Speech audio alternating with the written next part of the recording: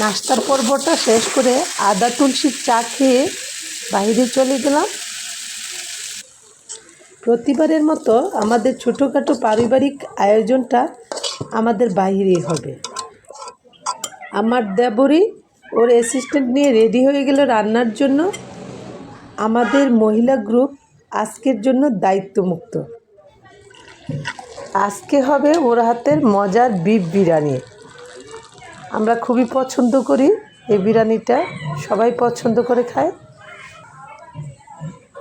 আজকের এই দিনটা আমাদের জন্য খুবই কষ্টের একটা দিন, খুবই বেদনার একটা দিন। হ্যালো, আসসালামু আলাইকুম এভরিওয়ান, ওয়েলকাম জানাচ্ছি আমার এই কিচেনে। এই তো এইখানে আদা তুলসী তেঁতুলের চা রেডি হয়ে গেল আমার পতির জন্য, আমিও খেয়ে নিলাম। এই যে আমরা বাহিরে চলে এলাম সবাই।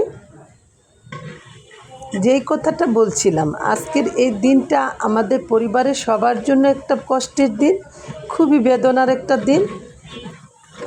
2010 সালে 23শে জানুয়ারি আমরা আমাদের একজন প্রিয় মানুষ, আমার একজন দেবরকে হারিয়ে ফেলেছি। ওর জন্যে আজকের এই ছোটোখাটো পারিবারিক মিলাদের ব্যবস্থা।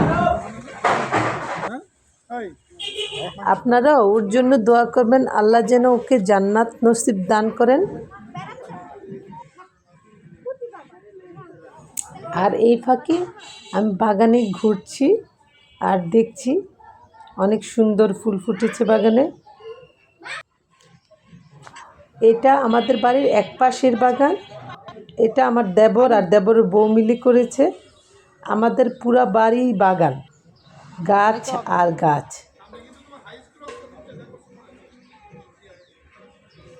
আমরা সবাই বিকেলবেলা হলেই সবাই একসাথে বাগানে বসি, গল্প করতে করতে সবাই একসাথে আড্ডা দিয়ে সময়টা কাটিয়ে দিতে পারি। সুন্দর একটা সময় কেটে যায় আর ভালোভাবে বিকেলটা উপভোগ করা হয়ে যায়।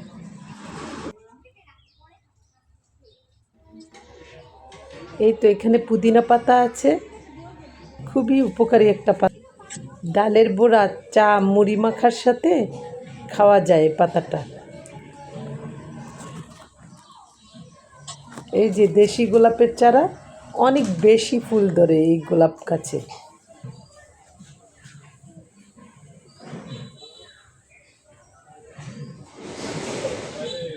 আর এদিকে সালাদের জন্য কেটে নিচ্ছে একজন।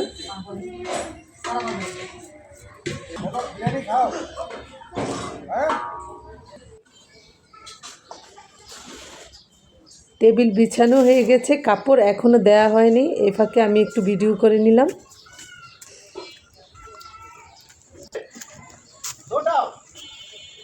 রান্নার পর্ব শেষ, এখন সবাই গোসল করে রেডি হয়ে নামাজ পড়ে তারপর মিলাদে অংশগ্রহণ করবে, তারপর খাওয়ার পর্ব আমাদের।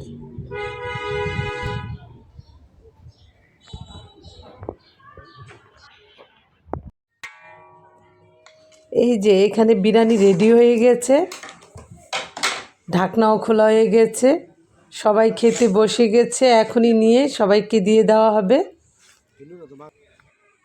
এই পর্যন্তই আজকের ভিডিও। সবাই ভালো থাকবেন, আল্লাহ হাফেজ।